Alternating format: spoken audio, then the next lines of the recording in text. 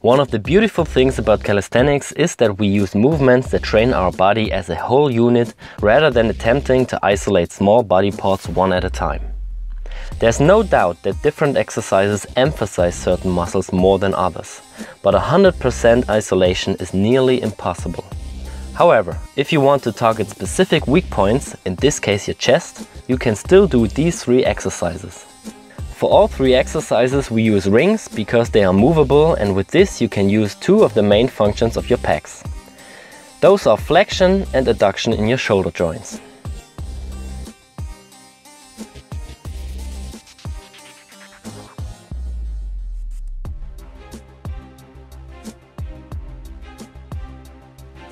To emphasize the pecs the most, you can make every exercise harder by placing the straps wider apart.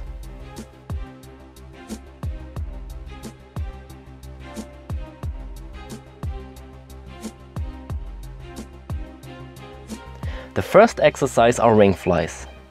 This is the hardest of our 3 exercises, but there are different progressions for this movement. You can make them easier by either doing them on your knees, by placing the rings higher, or move your whole body a bit forward. You should try to do it with straight arms, but focus on not overextending your elbow joints.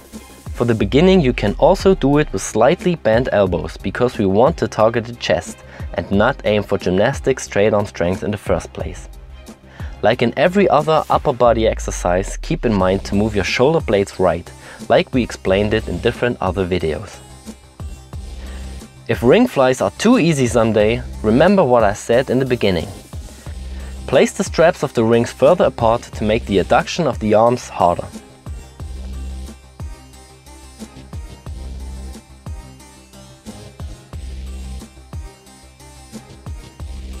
The next exercise are dips.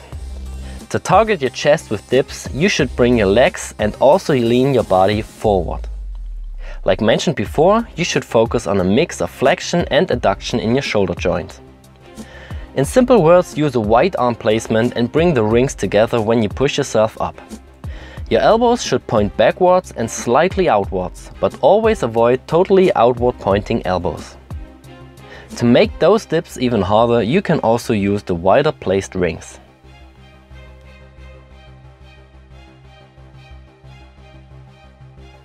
The last exercise are push-ups.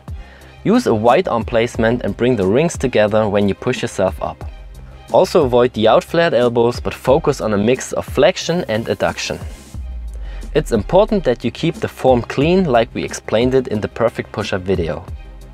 Keep in mind to not increase the intensity too quick. Start with an easy progression and focus on a slow rep speed and learning the right execution. When you get better with the technique, you can increase the intensity and reduce the rep speed slowly, step by step. If you have further questions, just leave a comment. Thanks, Alex.